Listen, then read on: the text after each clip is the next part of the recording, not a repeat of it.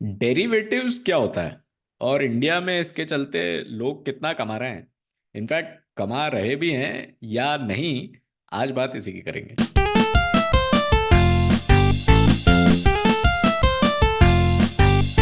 तो अगर आप शेयर मार्केट में पैसा इन्वेस्ट करते हैं या म्यूचुअल फंड्स में करते हैं या फिर इससे रिलेटेड न्यूज़ को आप फॉलो करते हैं, तो आपको अंदाजा होगा कि पिछले कुछ टाइम से निफ्टी और सेंसेक्स एकदम नए हाईज टच कर रहे हैं। इनफैक्ट रीसेंट न्यूज़ थी कि निफ्टी 21,000 पॉइंट्स पहुंच गया था फॉर द फर्स्ट टाइम। अब ये बड़ी अच्छी बात है। एक रिपोर्ट के हिसाब से इंडिया में कुल मिला के 8 करोड़ लोग हैं जो शेयर मार्केट में इन्वेस्ट करते हैं। इन 8 करोड़ में से कुछ लोग ऐसे हैं जो किसी ऐसी चीज में इन्वेस्ट करते हैं जिसे डेरिवेटिव्स कहा जाता है। अब ये डेरिवेटिव्स किस चिड़िया का नाम है? क्या ये कोई पैसा डबल करने वाली स्कीम है या कुछ और है?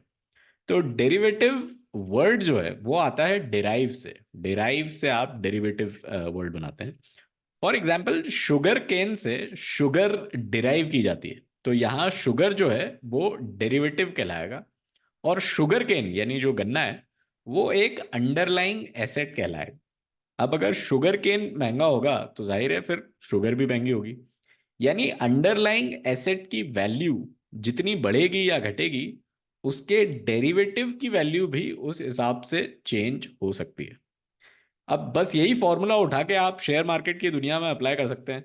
लेकिन यहाँ ना तो गन्ना है और ना ही शुगर है। यहाँ मिलेंगे आपको स्टॉक्स, इंडेक्स, करेंसी, कमोडिटी। अब क्या ये सही में पैसा डबल करने वाली स्कीम है या इसमें लोगों को नुकसान भी हो रहा है? You might be surprise to know कि इसमें लोगों को नुकसान कितना हो रहा है और कैसे हो रहा है। लेकिन ये सरप्राइज आपको देंगे अभिषेक। जैसे शोएब में इंट्रोडक्शन में कहा, आज हम बात करने वाले हैं डेरिवेटिव की, एफएनओ की। और जैसे कि शोएब में इंट्रोडक्शन में हमने बताया कि निफ्टी ने रोज नए हाई बना रहा है। जो पिछला ट्रेडिंग सेशन था फ्राइडे को, 8 दिसंबर का, उसमें निफ्टी ने 21,000 टच किया है। अब इसके कई रीजन है कि इतना हमारा मार्केट क्यों बढ़ रहा है। पहला रीजन है कि जो हमारी इकोनॉमी अच्छा कर रही है, जैसे हमने हमारे जो लास्ट कॉन कॉल में जो बात की थी कि हमने 7.6 की जीडीपी, हमारी जो सेकेंड क्वार्टर इस फाइनेंशियल ईयर का हमारी जो जीडीपी 7.6% रही है। तो एक वो रीजन है, कंपनी के रिजल्ट्स अच्छा आ रहे हैं। अ, दूसरा, फॉरेन इनफ्लो भी हमारा कुछ टाइम में काफ़ी बड़ा है, क्योंकि फॉरेन इन्वेस्टर्स को लगता है कि हमारे मार्केट में ज़्यादा पोटेंशियल है, हमारी इकोनॉमी अच्छा करी, हमारे यहाँ की कंपनियाँ ज़्यादा अच्छा परफॉर्म कर रही है। और तीसरा जो रीज़न है वो ये है कि कोविड के बाद से, या कोविड से काफ़ी नए इन्वेस्टर आए हैं। ये वो इन्वेस्टर है कि कोविड में जैसे लॉकडाउन था, तो लॉकडाउन के समय लोगों के पास घर बैठे ही वर्क फ्रॉम होम कर रहे थे या ज़्यादा कुछ काम नहीं था। तो कई लोग शेयर मार्केट की तरफ आए, कई डीमेट अकाउंट खुले ड्यूरिंग लॉकडाउन के टाइम में। और वो डीमेट अकाउंट जिसे जो खुले, वो अभी भी नए अकाउंट्स खुलते जा रहे हैं।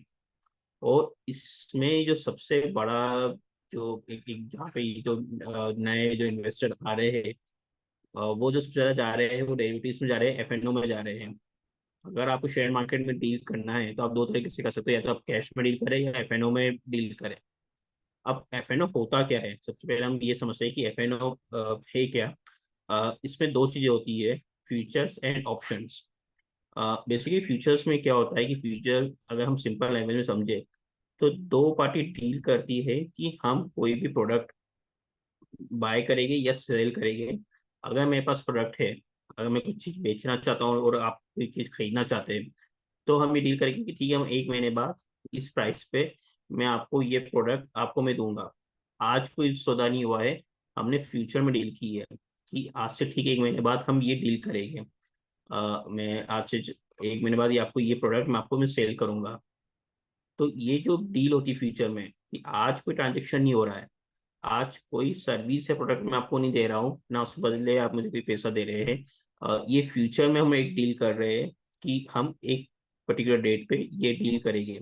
तो ये फ्यूचर कॉन्टेक्स्ट होता है। इसी शेयर मार्केट में होता है कि आज आप कुछ सौदा नहीं कर रहे, आप बस फ्यूचर में ये सौदा कर रहे हैं कि फ्यूचर में हम ये प्रोडक्ट, ये स्टॉक में खरीदूंगा या बेचूंगा, और इसकी एक्सपायरी होती है कि इस तारीख तक जैसे जो ये प्रोडक्ट मैं आपको सेल करूंगा। तो ये फ्यूचर कॉन्ट्रैक्ट होता है। अब फ्यूचर में ये होता है कि इसमें एक ऑब्लिगेशन होता है कि आपको खरीदना ही है। हमने जब एग्रीमेंट में गए और हमने एग्रीमेंट किया कि हम इस तारीख को ये डील करेंगे, ये ट्रांजेक्शन करेंगे, तो उस तारीख को आपको करना पड़ता है। तो ये फ्यूचर कॉन्ट्रैक्ट्स होते हैं कि हम कोई भी शेयर एक पर्टिकुलर डेट पे मैं आपको बेचूंगा या खरीदूंगा। तो ये हो गया फ्यूचर कॉन्ट्रैक्ट। दूसरी जगह होता है ऑप्शंस। ऑप्शंस में ये होता है कि जो फ्यूचर में ये फ्यूचर से ये इस तरह से डिफरेंस, इसमें ऑब्लिगेशन नहीं होता है कि जैसे फ्यूचर कॉन्ट्रैक्ट में आप गए तो ऑब्लिगेशन नहीं कि आपको सेल करना ही है।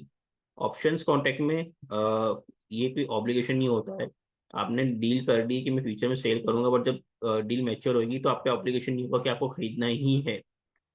इसमें आपको ये करना पड़ता है कि जो ऑप्शंस ट्रेडिंग होती है, इसमें आपको पूरा पैसा नहीं भरना पड़ता है। जो भी प्रीमियम चार्ज हो रहा है, सपोज किसी स्टॉक का प्राइस आज 100 रुपये है, और मैं डील करता हूँ कि मैं 100 रुपये पे ये प्रोडक्ट आप ये स्टॉक में या खरीदूंगा या बेचूंगा, इसके अगेंस्ट में आपको कुछ प्रीमियम पे करना पड़ता है। तो जब ये आप एग्रीमेंट में जा रहे हैं तो केवल आपको प्रीमियम पे करना पड़ेगा, पूरे 100 रुपये आपको पे नहीं करना पड़ेगा। तो ये होता है फ्यूचर्स एंड ऑप्शंस। अब ये आपके सामने जो ग्राफ दिख रहा है, इसमें ये आप देख सकते हैं कि जो फर्स्ट ग्राफ है उसमें ये बताया गया, रेशियो बताया गया है मार्केट टर्नओवर पीएससी और एनएससी का डेरिवेटिव टू कैश, यानी डेरी कितना जो रोज मार्केट में ट्रांजेक्शन होता है वो कैश स्टॉक में कितना होता है और डेरिवेटिव्स में कितना होता है। जैसे कि मैंने पहले कहा कि शेयर मार्केट में जिस तरह का ट्रेडिंग करते हैं आप, या तो कैश में करते हैं या डेरिवेटिव्स में करते हैं। कैश का मतलब कि मैं गया मार्केट में, स्टॉक मार्केट में गया, मुझे कोई स्टॉक खरीदना है, मैं उसके आज पैसे दूंगा और वो मैं आज की जो कीमत है, जिस भी कीमत पे मैंने डील की है उस हिसाब से उसके पैसे दूंगा और वो स्टॉक मेरे पास आ जाएगा। डेरिवेटिव्स में से बाद मैंने बोला कि इसमें फ्यूचर्स में डील होती है और ऑप्शंस में कॉल और पुट पुट ऑप्शंस होते हैं। ये जो ट्रेडर्स रहते हैं कॉल या पुट खरीदते या बेचते हैं। तो जो रेशो है, अगर आप देखिए पीछे 2004 से 2005 तक का, ये एक 2023-24 का आप देखिए कि पिछले 1-2 साल में एक सडन आपको हाइप दिखेगा। जो भी जो ट्रांजेक्शन हो रहा है, ये जिस तरह से जो कैश और इक्विटी में जो ट्रांजेक्शन हो रहे हैं, ये पिछले 2-3 साल में काफी एक आपको शार्प एक हाइप देखने को मिला है। यानी कि जो स्टॉक मार्केट है एनएससी और बीएससी, हमारे जो दो बड़े मार्केट है, उसमें डेरिवेटिव्स में ज्यादा डील हो रही है एज कम्पेयर टू कैश। उसके पहले दोनों लगभग बराबर रहते थे या कैश ज्यादा रहता था। अगर हम वर्ल्ड वाइड बात करें कि दूसरी कंट्रियों में क्या ये रेशो है कि डेरिवेटिव्स में कितनी डील होती है, कैश में कितनी डील होती है, तो ये सेकंड ग्राफ से आपको देखने को मिल रहा है। इसमें आप देख सकते हैं कि जो जितने बड़े मार्केट है उसमें सबसे ज्यादा इंडिया में ही डेरिवेटिव्स में डील हो रही है। आपसे आप कंपेयर करें, दूसरा जो सेकंड नंबर पे जर्मनी आता है, वो भी काफी आपको नीचे दिखेगा। यानी अगर हम जो इमर्जिंग मार्केट है उससे भी कंपेयर करें तो इंडिया में ट्रेडर्स है वो डेरिवेटिव्स में काफी ज्यादा डील कर रहे हैं। अब इसका रीजन क्यों है कि क्यों डेरिवेटिव में ज्यादा डील कर रहे हैं और कैश में कम कर रहे हैं? जैसे मैंने बताया कि जब आपको एक्सप्लेन करते हैं फ्यूचर्स एंड ऑप्शन होते क्या है, तो जब भी आप फ्यूचर्स में डील करते हैं या कॉल पुट खरीदते या बेचते हैं, उस समय आपको जो पैसा लगता है वो कम लगता है। जो लॉट साइज होती है जो भी स्टॉक रहता है, जैसे कैश में डील कर, जो कैश में अगर आप जब डील कर रहे हैं, जो स्टॉक खरीद रहे हैं बेच रहे हैं, तो जो भी कीमत है, जिस कीमत पे आप खरीद रहे हो आपको उतना पे करना है। बट डेरिवेटिव में उतना नहीं होता, एक छोटा अमाउंट रहता है, प्रीमियम ही आपको पे करना पड़ता है और वो आप पे करते हैं। तो कम अमाउंट में इसमें ज़्यादा प्रॉफिट मिलने के चांसेस रहते हैं। लोगों को लगता है कि हम पैसा कम इन्वेस्ट करेंगे और ज़्यादा प्रॉफिट बनाएंगे, और होता भी है। अगर आप सही तरीके से अगर इसमें डेरिवेटिव्स में अगर आपको ट्रेड करते हैं तो एक काफ़ी अमाउंट में आपको एक प्रॉफिट मिलता है, कम इन्वेस्टमेंट पे ज़्यादा प्रॉफिट मिल जाता है। और ये जो सौदे होते हैं ये काफी कम टाइम पे होते हैं। जो डेरिवेटिव की एक्सपायरी होती है, ये सौदा कब खत्म होगा, दो तरह की एक्सपायरी होती है, एक तो वीकली एक्सपायरी होती है और एक होता है मंथली एक्सपायरी। जो वीकली एक्सपायरी होती है वो हर हफ्ते होती है। अब जैसे मैं निफ्टी की बात करूँ तो निफ्टी में हर थर्सडे को एक्सपायरी होगी। बैंक निफ्टी की बात करूँ जो दूसरा बड़ा जिसमें वॉल्यूम दिखता है निफ्टी के बाद, बैंक निफ्टी की हर वेडनेसडे को एक्सपायरी होती है। उसी तरह मंथली एक्सपायरी भी होती है, जो मंथ का लास्ट थर्सडे होगा उस दिन निफ्टी की एक्सपायरी होगी, उस दिन जो भी सौदे आपके महीने भर में हुए हैं वो पूरे खत्म हो जाएंगे। और जो बैंक निफ्टी है उसकी हर महीने के आखिरी वेडनेसडे को एक्सपायरी होगी। तो ये एक फायदा है जो डेरिवेटिव में कि आपको कम इन्वेस्टमेंट करके ज्यादा प्रॉफिट आप कमा सकते हैं। पर क्या हम इसमें हम देखेंगे कि किस तरह के लोग प्रोफाइल कर रहे हैं। इसमें मतलब कि काफी लोग अब डेरिवेटिव्स में डील कर रहे हैं, तो ये प्रोफाइलिंग है कि किस तरह के लोग इसमें इन्वेस्ट कर रहे हैं। तो सबसे ज्यादा जो ट्रेडर्स आपको देखेंगे वो प्रोप्राइटरी ट्रेडर्स है, यानी ग्रुप ऑफ ट्रेडर या ऐसी कंपनी जो काफी टाइम से ट्रेडिंग कर रही है, वो ट्रेडर्स इसमें कर रहे हैं। इंडिविजुअल ट्रेडर्स का भी इसमें काफी परसेंटेज बढ़ा है। ऑपरेट, एफपीआई, डीआईआई और अदर्स, इनका जो एक इंस्टीट्यूशनल ट्रेडर्स होते हैं, जो इन्वेस्टमेंट फर्म्स रहती है, उनका वॉल्यूम कम है। यानी आप देख सकते हैं कि इंडिविजुअल ट्रेडर्स या प्रोप्राइटरी ट्रेडर्स काफी बड़ी संख्या में इसमें डील कर रहे हैं। ये दोनों में आप देखें, इंडेक्स फ्यूचर या स्टॉक फ्यूचर्स में और इंडेक्स ऑफ स्टॉक ऑप्शंस में, सभी जगह आपको यही ट्रेंड देखने को मिलेगा कि इंडिविजुअल या प्रोप्राइटरी ट्रेडर्स इसमें काफी ज्यादा ट्रेड कर रहे हैं as compare to D I, FPI या कॉर्पोरेट्स के कंपेरिजन में। अब जैसे कि कहा कि वॉल्यूम काफी बढ़ गया है, इसमें काफी चांस है कि आप हम इन्वेस्ट करके पैसा बना सकते हैं। पर क्या सही में पैसा बना रहे हैं लोग जो एफ आई एस, जो फ्यूचर्स एंड ऑप्शंस में ट्रेड कर रहे हैं? तो उसके लिए आप ये ग्राफ देख सकते हैं। इसमें जो बताया गया है कि जो फाइनेंशियल ईयर 19, फाइनेंशियल ईयर 2022 का डाटा है, इसमें ये बताया गया है, जो फर्स्ट आप बार चार्ट देख रहे हैं, फाइनेंशियल ईयर 19 का डाटा है। इसमें जो लाइट ब्लू में आपको बार दिख रहा है, वो बता रहा है कि ऑल इंडिविजुअल्स जिन्होंने एफओ सेगमेंट में इन्वेस्ट किया था, उसमें से कितने लोगों ने प्रॉफिट कमाया है या लॉस कमाया है। ये लॉस बता रहा है। जो FI19 में टोटल जितने इंडिविजुअल्स ने डील किया था, उसमें से 85% इन्वेस्टर्स को लॉस हुआ था।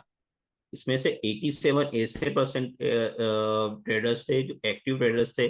अब एक्टिव ट्रेडर्स की क्या डेफिनेशन है सेबी के हिसाब से? सेबी के हिसाब से एक्टिव ट्रेडर की डेफिनेशन है कि ऐसे ट्रेडर्स जो साल भर में 5 बार ट्रेड करते हैं, 5 बार साल में कोई भी स्टॉक या फ्यूचर या ऑप्शंस खरीदते या बेचते हैं, वो एक्टिव ट्रेडर की कैटेगरी में आएंगे। तो एक्टिव ट्रेडर्स भी 87% एक्टिव ट्रेडर्स को FNO सेगमेंट में लॉस हो रहा है, FI19 में था। और जो नॉन एक्टिव ट्रेडर्स है, कि जो कि रेगुलर ट्रेड नहीं करते, कि साल में कभी 1 या 2 बार उन्होंने कोई ट्रेड कर लिया स्टॉक मार्केट में, उसमें 76% नॉन एक्टिव ट्रेडर्स को FI19 में लॉस हुआ था। अगर हम यही फिगर आज देखें, लगभग वही है, लॉस और बड़ा है। अगर ऑल इंडिविजुअल्स की बात करें, तो जो अब जो लॉस होता है FNO सेगमेंट में किसी इंडिविजुअल्स को, वो 89% होता है, एक्टिव ट्रेडर्स को 90% और नॉन एक्टिव ट्रेडर्स को 87%। अब ये कुछ, एक मैंने आपके साथ एक ट्वीट का स्क्रीनशॉट शेयर किया है। कुछ महीने पहले ये ट्वीट काफी वायरल हुआ था। एक नीलीश मंत्री है जिन्होंने एक्सपेक्ट ट्वीट किया था कि इन्होंने किसी एक अपने कस्टमर का ITR फाइल किया, जिसकी सैलरी साल भर की 12 लाख थी, और उसको FNO में 14 लाख का साल भर में नुकसान हुआ है। तो इससे समझ सकते हैं कि FNO जो ट्रेडर में लोगों को कितना नुकसान हो रहा है। अब FNO सेगमेंट में इतना ट्रेडर्स को नुकसान क्यों हो रहा है? जितना मुझे समझ में आता है कि उसके जो एक मेन रीजन ये है कि FNO सेगमेंट में जैसे बताया कि कम इन्वेस्टमेंट में ज़्यादा प्रॉफिट का आपको चांस होता है। अब जो भी इन्वेस्टर है, जो भी, जैसे मैंने बोला कि कोविड के बाद से, ड्यूरिंग कोविड काफी नए इन्वेस्टर मार्केट में आए हैं। उन्होंने जो ट्रेडिंग स्टार्ट की है, वो दूसरे को देख के स्टार्ट की है। मेरा एक दोस्त है कि वो दोस्त शेयर मार्केट में डील करता है, FNO सेगमेंट में डील करता है। उसने 10,000 रुपये लगाया, उसको 20,000 25,000 रुपये का प्रॉफिट हुआ। चलो मैं भी पैसा लगाता हूँ। आपको नॉलेज नहीं है, आपको समझ नहीं है कि FNO किस तरह से काम करता है, कॉल और पुट ऑप्शन किस तरह से बेचे जाते हैं, क्या फैक्टर है जो इनकी जो कॉल और पुट ऑप्शन है, इनका जो प्रीमियम है उसको डिसाइड करते हैं, क्या फैक्टर्स है कि जो स्टॉक की प्राइस है वो ऊपर नीचे जो ऊपर नीचे होती है उसको इफेक्ट करते हैं। तो बिना स्टडी के, बिना नॉलेज के कई नए इन्वेस्टर्स है जो कि दूसरों को देख के मार्केट में पैसा लगा रहे हैं, उनको काफी नुकसान हो रहा है। ऐसा नहीं कि FNO सेगमेंट के नुकसान ही होता है, प्रॉफिट भी होता है। बट ऐसे ट्रेडर्स की जिनको काफी एक्सपीरियंस है, जिनको पूरा मार्केट की समझ है, इस तरह से ये पूरा एक एक तरह से ये इन्वेस्ट FNO ट्रेडर में ट्रेड किया जाता है। FNO कभी भी इन्वेस्टमेंट के लिए नहीं होता। दो तरह से आप शेयर मार्केट में ट्रेड करते हैं, एक होता है इन्वेस्टमेंट के लिए, एक होता है ट्रेडिंग के लिए। ट्रेडिंग के लिए होता है कि शॉर्ट टर्म में, कि मैंने आज खरीदा आज ही बेच दिया, आज खरीदा 1 हफ्ते में बेचा, आज खरीदा 15 दिन में बेचा। ये जो मैं ट्रेडिंग कर रहा हूँ, ये शॉर्ट टर्म ट्रेडिंग होती है। इसमें आपको काफी फोकस के साथ एक ट्रेडिंग करना पड़ती है। जैसे मैंने कहा कि कई सेलराइट लोग भी है कि जो कि जॉब भी कर एफएनओ में ट्रेडिंग करते हैं, ऐसा नहीं होता। अगर आप एफएनओ में ट्रेडिंग कर रहे हो तो आपको कांस्टेंट सामने स्क्रीन पे बैठा बैठा रहना पड़ता है। एक एक सेकंड काफी इंपॉर्टेंट रहता है एफएनओ ट्रेडिंग में। अगर आपने एक भी मूव या एक भी कुछ भी क्लू मिस कर दिया तो इसमें आपको लॉस हो सकता है। तो ये एफएनओ ट्रेडिंग एक तो पार्ट टाइम जॉब नहीं है, इसमें आपको पूरा एक नॉलेज होना चाहिए, किस किस तरह से ट्रेड होना चाहिए, क्या क्या फैक्टर्स रहते हैं, किस तरह से ये पूरा ट्रेडिंग की जाती है। तो इस वजह से लोगों को काफी नुकसान हो रहा है। अगर आप करना चाहते हैं एफएनओ ट्रेडिंग तो पूरी समझ के, खुद को समझ से आप करें, दूसरे के कहने पे या दूसरे के देखने से नहीं करें। दूसरा ये भी फैक्टर होता है कि दूसरे के कहने पे भी कह रहे आप निफ्टी का 21,000 का पुट खरीद लो, इसमें आपको काफी अच्छा प्रीमियम मिलेगा, अच्छा प्रॉफिट होगा। आपने दूसरे के कहने पे 21,000 का निफ्टी का पुट खरीद लिया, बट हुआ कि आपको हो सकता है आपको लॉस हो जाए, क्योंकि आपको समझनी थी कि वो क्यों कह रहा है सामने वाला, वो क्या फैक्टर कह रहा है वो, और किस कंडीशन में कह रहा है। अगर वो कंडीशन जरा से भी चेंज हो जाती है तो उसमें आपको काफी लॉस हो सकता है। तीसरा ये है कि इसमें आपको काफी स्ट्रिक्ट स्टॉप लॉस मेंटेन करके रखना चाहिए। जो नए ट्रेडर्स है तो उसमें ये देखने को मिला है कि स्टॉप लॉस को लेके वो इतने अवेयर नहीं है कि स्टॉप लॉस कहाँ होता है। स्टॉप लॉस इसलिए लगाते हैं कि जो आपके लॉसेस हो रहे हैं उसको मिनिमाइज करके चल सके। अगर आप स्ट्रिक्ट स्टॉप लॉस लेके नहीं चल रहे हैं कि मैंने ये ट्रेड लिया है और मेरा ये स्टॉप लॉस है, ताकि मैं अगर ये स्टॉप लॉस में ट्रिगर करता है तो मेरे लॉसेस में मिनिमाइज कर सकूं, अगर ये आप स्टॉप लॉस मेंटेन नहीं कर रहे हैं तो हो सकता है कि आपको पूरा जो आपने ट्रेड में जितना पैसा लगाया है वो आपको जीरो हो सकता है। तो इसमें काफ़ी रिस्क है और काफ़ी नुकसान है, और कितने लोगों को नुकसान हो रहा है, वो कितनी वास्ट मेजॉरिटी है, वो हमने आज इन चार्ट्स के थ्रू देखा भी। तो इस बार के कॉन कॉल में इतना ही, अगली बार फिर मिलेंगे, तब तक के लिए टेक केयर।